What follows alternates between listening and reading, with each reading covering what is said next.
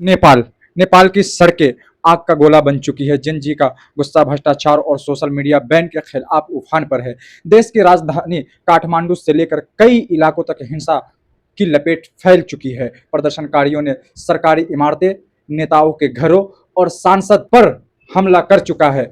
और नेपाल में जेन जी ने कहां कहां आग लगाई। काठमांडू में एक प्रदर्शनकारियों ने कहा, जनरेशन जी के प्रदर्शनकारियों ने सांसद भवन में आग लगा दी है। कल नेपाल पुलिस ने जवानों ने कम से कम 19 छात्रों की हत्या कर दी थी। यह विरोध सोशल मीडिया पर प्रतिबंध के कारण नहीं, बल्कि हम इसलिए विरोध कर रहे हैं क्योंकि हमें एक युवा नेता चाहिए।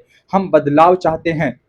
जनरेशन जी एक युवा नेता कर रही है और होना भी चाहिए हमारे देश में। आखिर कब तक जैसे बाहर की कंट्री में हो गए, वहां पे युवा देश चलाते हैं और बुजुर्ग पेंशन खाते हैं, और हमारे यहाँ क्या हो चुका है, बुजुर्ग देश चलाते हैं और युवा पेंशन खाते हैं। बट इसको बदलाव करने की बहुत जरूरत है।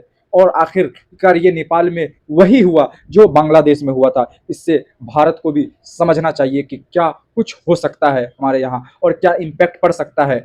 और ये सिर्फ नेपाल के अंदर सोशल मीडिया बैन करने का विरोध नहीं है, ये एक युवा नेता की मांग है।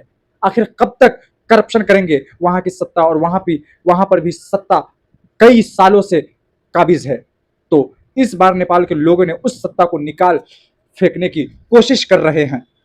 भीड़ में पूर्व प्रधानमंत्री झलनाथ खलान की पत्नी को जिंदा जलाया।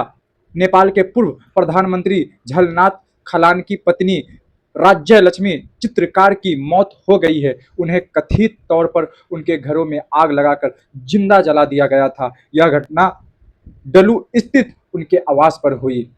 काठमांडू में मंगलवार को एक बार फिर विरोध प्रदर्शन हिंसक हो गया और प्रदर्शनकारियों ने सांसद भवन में आग लगा दी। कथित भ्रष्टाचार को लेकर सरकार के खिलाफ प्रदर्शनों के बीच नेपाली प्रधानमंत्री ने दोपहर इस्तीफा दे दिया था, जिससे राष्ट्रपति ने स्वीकार भी कर लिया।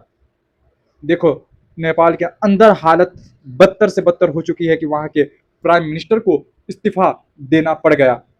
आखिर नेपाल में क्या हो रहा है? क्या वहां की सरकार भी बहुत लोगों पे जुल्म कर रही है? क्या वहां की सरकार रोजगार नहीं दे पा रही है? क्या वहां की सरकार करप्ट सरकार है? और खुलासा तो ये हुआ है कि नेपाल के जो लोग हैं प्रदर्शन इसलिए कर रहे हैं कि वहां की जो सरकार है बहुत बड़ी करप्शन खोर सरकार है, उसके खिलाफ ये कदम उठाना पड़ा है।